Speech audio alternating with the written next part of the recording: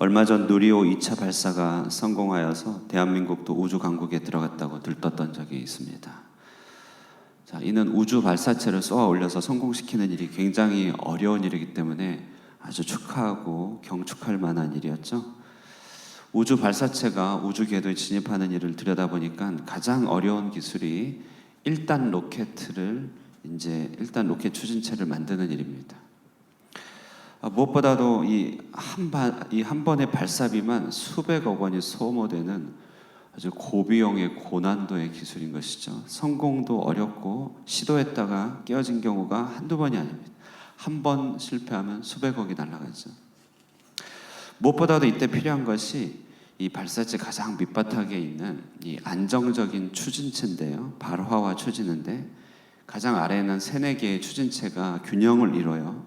균형을 이뤄서 쏘아 올리면 그 육중한 무게가 하늘로 올라갑니다. 그런데 그 균형이 조금이라도 무너지면 우주 발사체는 성공하지 못할 뿐만 아니라 단지 성공하지 못할 뿐만 아니라 궤도를 선회하여 사람들이 있는 곳으로 역으로 추락하거나 공격할 수가 있다고 합니다. 막대한 피해와 위험이 따른다고 합니다.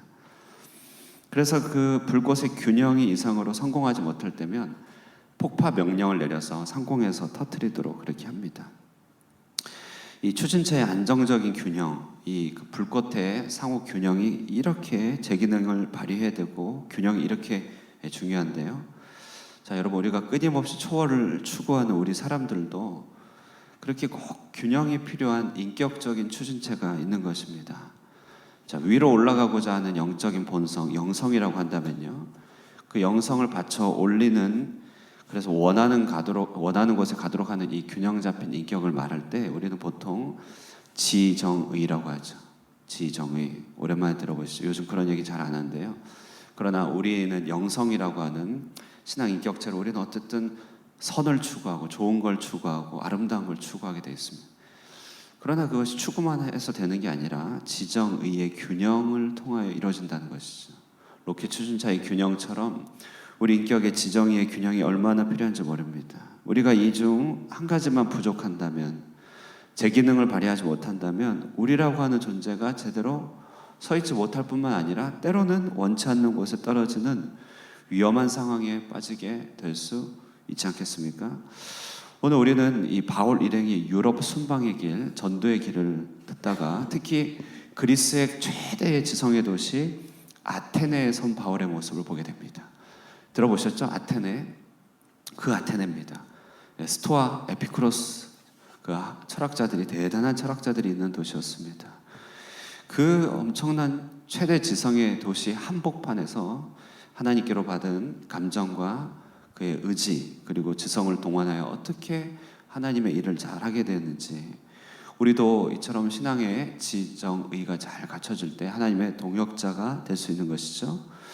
오늘 본문을 먼저 보시면요, 거룩한 감정을 가진 이 신앙 인격자 바울의 모습을 보게 됩니다. 16절부터 쭉 보시면 바울이 아테네에 도착했습니다. 이 아테네의 사람들은 참 관대하고 똑똑한 사람이었습니다. 그러나 매우 실망스러운 것이 있었는데 16절에 보면 그 성에 우상이 가득한 것을 보게 되었다는 것입니다. 그래서 바울은 이 일로 말미암아 마음에 격분하였다, 이렇게 되어 있어요. 마음에 격분하였다. 자, 여러분, 우리가 감정의 사람인데 감정은 결코 나쁜 게 아니라 올바른 감정을 가지는 게 굉장히 중요합니다. 가인은 자기가 아벨을 죽여놓고 도리어 하나님께 화를 내죠. 도리어 하나님께 화를 냅니다. 그러나 예수님께서는 살면서 화를 많이 내셨습니다. 정말 때로는 성전을 뒤집어 엎기도 했습니다.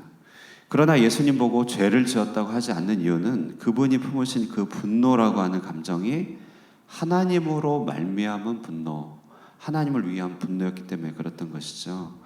바울이 아테네에 돌아다니면서 봤을 때 그 아테네에 있었던 그들의 뽐내는 지성과는 너무나 다르게 그들의 현실이 하나님으로부터 멀어진 모습을 보면서 마음에 격분이 일어나게 되었다는 것입니다. 하나님께서 정해놓으신 뜻과 하나님께서 원하시는 길로 가지 못하는 모습을 보고 마음의 감정의 동요가 일어났다는 것이, 우리가 감정에 불이 붙여지지 않으면 어떤 일도 하기 어렵죠. 마찬가지입니다. 우리에게도 역시 이처럼 거룩한 감정을 가진 신앙 인격적인 준비됨이 필요합니다. 거룩한 감정을 가질 때 하나님과 함께 동역할 수 있습니다. 그러므로 여러분, 우리가 이 거룩한 감정을 어떻게 가지며 어떻게 우리가 또 키워갈 수 있는가 생각해 보면, 일단은 무엇보다도 하나님 안에 깊이 머물러야겠죠. 그러나 이제 더 좋은, 이제 더 쉬운 방법이 있다면, 그것은 우리 안에 일어나는 분노를 잘 살펴보면, 뭐 여러 감정이 있겠지만 그 중에 분노는 우리 일상적인 감정이잖아요. 우리 안에 일어나는 이 분노를 잘 살펴보면, 이 분노는 내 신앙 인격을 어떻게 준비하는지에 대한 좋은 가늠자가 됩니다. 화가 나면 이 분노는 나를 위한 분노인가, 하나님으로부터 말미암은 분노인가, 이 질문만으로도 우리는 많은 부분 훈련할 수 있어요. 나의 분노가 거룩한 분노인가, 인간적인 분노인가, 이 분노가 나 때문에 나로 인한 분노인가, 정말 하나님의 눈빛으로 본 분노인가 생각해 보게 된 것이죠. 하나님으로 말미암은 분노는 그 안에 단지 파괴적인 분노만 있는 것이 아니죠. 하나님으로부터 말미암은 분노는 안타까움과 연민이 가득한 분노입니다. 바울이 아테네를 보면서 느꼈던 분노는 단지 아테네를 벌하고자, 아테네를 찍어내고자 하는 분노가 아니라 그 상에 우상이 가득한 것을 보는 자비의 분노였던 것이죠. 그래서 거룩한 감정을 가진 신앙 인격자가 될 때 우리는 온전한 추진체의 균형을 갖출 수 있을 것이다. 하나님을 위한 분노, 하나님으로부터 말미암은 분노를 배워야 될 것입니다. 두 번째, 우리에게는 오늘 본문은 사람들은 옳은 길로 이끌고자 하는 그런 구령의 의지를 가진 신앙 인격자가 되기를 우리에게 얘기하고 있습니다. 오늘 17절에 보시면요, 바울의 이 분노는 17절에 날마다라는 말로 연결됩니다. 바울은 분노했어요. 하나님으로부터 말미암은 감정의 동요가 있었습니다. 그리고 나서 어떻게 합니까? 17절에 회당에서는 유대인과 경건한 사람들과 또 장터에서는 날마다 만나는 사람과 변론하였다고 합니다. 바울의 감정은 날마다라고 하는 의지적인 실천으로 변화됐다고 하는 것이죠. 날마다 사람을 만나서 자신이 경험한 분노를 하나님 안에서 온전하게 잘 전달하고 하나님의 뜻을 전하기 위해서 날마다 걸어가고자 하는 그런 의지가 발휘되었다고 하는 것입니다. 여러분, 정말 그렇죠. 세상이 변화되는 것은 감정만으로는 안 됩니다. 바울은 이 한가운데서 정말 외쳐서 사람들을 옳게 이끌고자 하는 마음이 가득했습니다. 큰 의지를 발휘하지 않고서는 어떠한 일도 이루어지지 않는 것이 현실 아니겠습니까? 우리에게는 익숙한 인물은 아니지만 정말 미국의 근대사를 얘기할 때 꼭 빼놓지 않는 목사님 중에 한 분이 조나단 에드워즈라고 하는 목사님이 있어요. 그러니까 한 번씩 역사는 어두워지고 희미해지고 위태로워지죠. 그럴 때 하나님께서 그냥 내버려두면 그런 역사는 재앙과 전쟁으로 갑니다. 그러나 하나님께서 이제 은혜를 주시면 특별히 하나님의 종들을 통하여서 부흥을 주시고 회개케 하셔서 그 진노의 잔을 넘어가게 하실 때가 많이 있죠. 그때 미국의 근대사에 아주 역사가 어두웠을 그때가 있었습니다. 기독교인들이 세웠던 대학이었던 하버드 대학이 하나님을 등지고 무신론으로 기울었던 때가 있었는데, 그때 조나단 에드워즈 목사님을 하나님이 사용하였어요. 그분은 정말 대단한 분이었습니다. 미국의 근대사에서 대단했다고 알려집니다. 우리에게 익숙하진 않지만, 그러나 이제 드리는 말씀은 이분이요 70가지 결심문을 만들어서 일평생을 살았다고 합니다. 아마 그의 나이 18살부터 시작했다고 그래요. 그분이 그럽니다. 나는 하나님의 도움이 없이는 아무것도 할 수 없음을 알기 때문에, 여기까지는 보통의 신자와 비슷합니다. 우리하고 비슷해요. 감정적으로 인정한다는 것입니다. 그러나 그가 그래요. 나는 이 결심문을 하나님의 뜻에 일치하는 한 그리스도를 위해 하나님의 은혜로 내가 이것을 지킬 수 있도록 내게 능력 주시기를 겸손하게 하나님께 간청할 것이다. 잊지 말고 매주 한 번씩 이 결심문을 읽자. 70가지 결심문을 처음에는 업데이트해가지고, 그리고 매주 이 70가지 결심문을 읽어가면서 매주 그의 여러 행실과 감정과 여러 상황들을 그 결심문에 따라서 조정하고 맞춰가는 것입니다. 군대 얘기 죄송합니다만 차량 정비부에서는 정말로요, 이렇게 차량 정비부 표에 보면은요, 그 차량 막사에 보면은 이렇게 써 있어요. 닦고, 조이고, 기름치자. 이 세 가지. 처음엔 되게 웃었어요. 이 밖에서 생활하다가 군대 들어가니까 뭘 저런 거 갖고 표어를 해놓냐, 멋진 말로 좀 붙여놓지.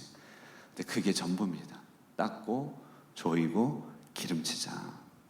의지를 반복하여서 닦고 조이고 기름치지 않으면 차가 고장납니다. 사고가 납니다.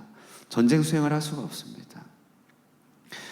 의지를 발휘한다는 것은 날마다로 전환하는 것입니다. 우리의 깨달음, 우리의 감정을 날마다로 전환할 수 있는 이 같은 결심이 있어야 되는 것이죠. 우리가 어떤 이런 결심이 없이 어떻게 자라갈 수 있겠습니까? 어떻게 하나님께 나아갈 수 있게, 동역할 수 있겠습니까? 그러므로요, 우리는요, 이 바울이 날마다라고 하는 이 빈도의 말을 우리도 배워서 결심은 반복으로 나타난다는 사실을 꼭 기억해야 됩니다.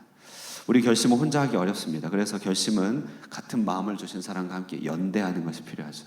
왜 예배를 이렇게 드립니까? 혼자 기도하기 어려우니까 나와서 기도하는 거죠. 연대합니다. 반복합니다.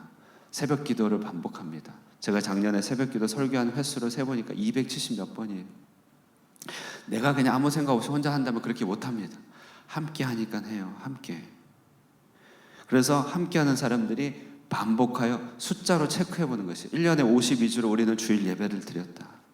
70회, 100회, 1000회를 위해 함께 나가보자.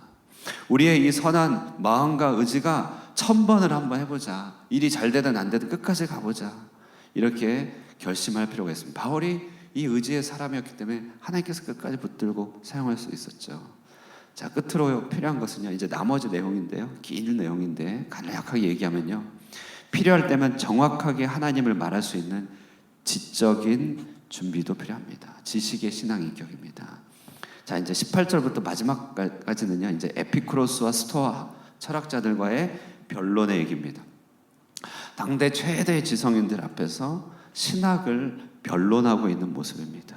특히 19절 보면 그를 붙들어 아레오바고라고 하는 곳에 가는데요, 대학교 때 철학을 배웠는데 이 아테네 이 아레오바고라고 하는 이 광장에서 이렇게 연사로 서서 말을 전하는 이 모습은 그 당시 아주 문화였다고 합니다. 그러니까 제가 이제 이것을 배웠을 때 굉장히 재밌더라고요.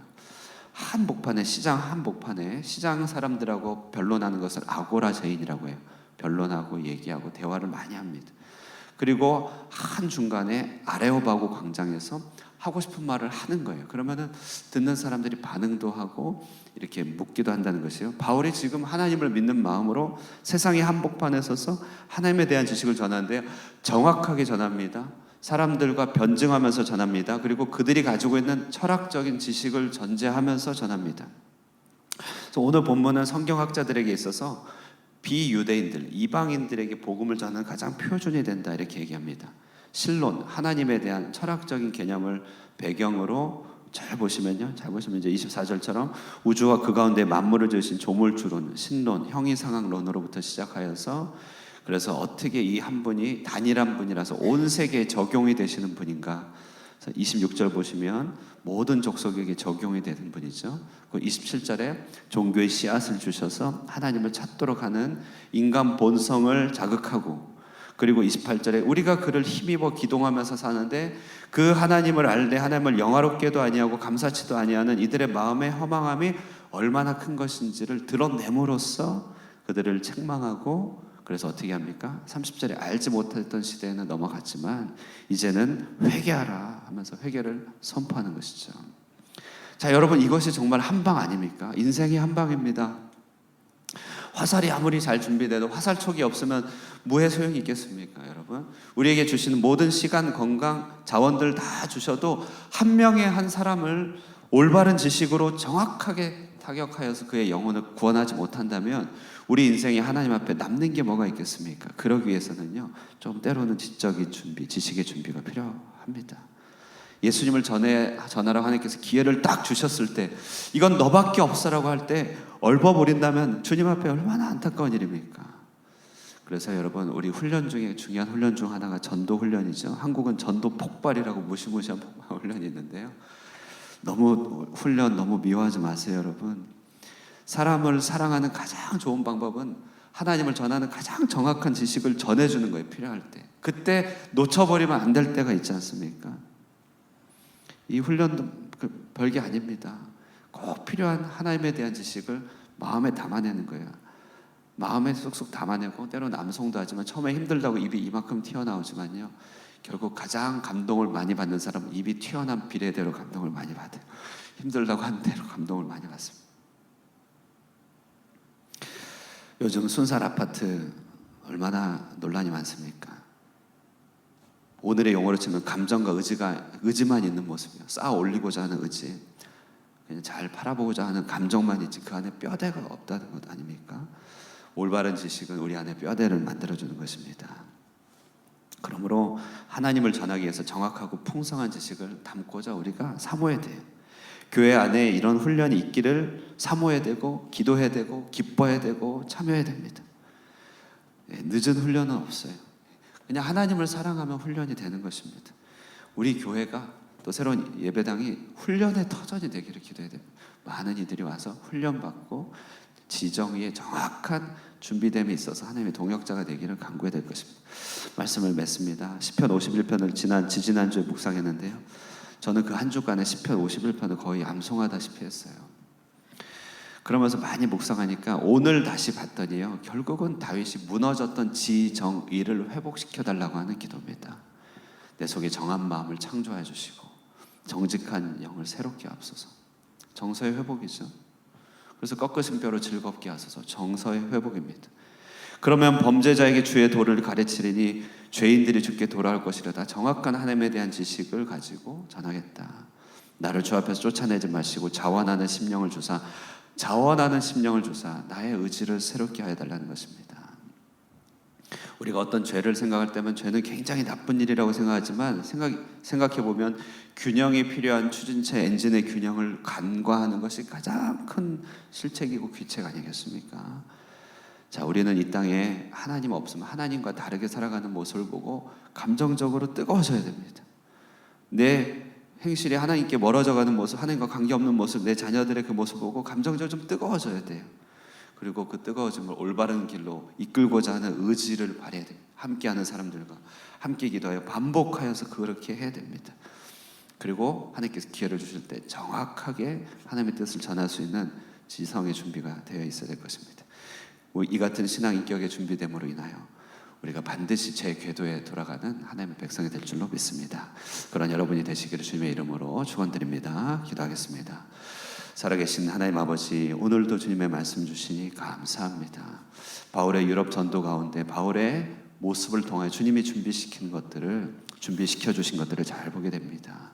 그의 마음이 얼마나 주님 앞에 뜨거워져 있는지, 그 뜨거워진 마음을 어떻게 날마다 풀어내며 의지를 다하여 하나님을 섬겼는지, 그리고 하나님께서 기회를 주실 때 어떻게 정확하게 필요한 말들을 할 수 있었는지에 대한 여러 모습을 보며 우리 역시도 이와 같은 신앙의 지정의의 준비됨을 사모하게 됩니다.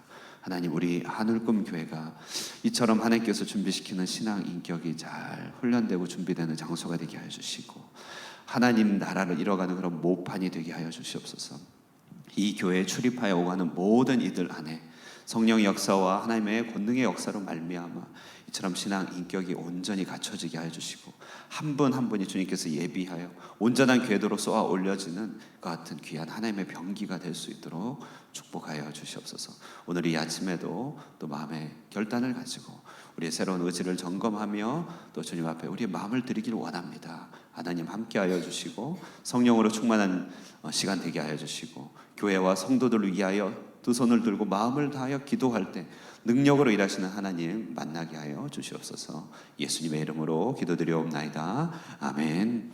오늘 말씀 생각하시면서요, 우리 교회 안에 이 같은 변화됨이 있게 해달라고 기도하시고 개인의 기도 제목 가지시고 기도하시고 교회 예배당 이전의 과정과 또 우리 릴레이 기도 그 자체로 해서 기도해 주십시오. 기도의 가운데 불이 붙고 의지가 일어나고 하나님께서 원하시는 뜻을 명확하게 깨닫는 변화들이 있게 해달라고 함께 기도해 주시기 바랍니다. 기도하겠습니다.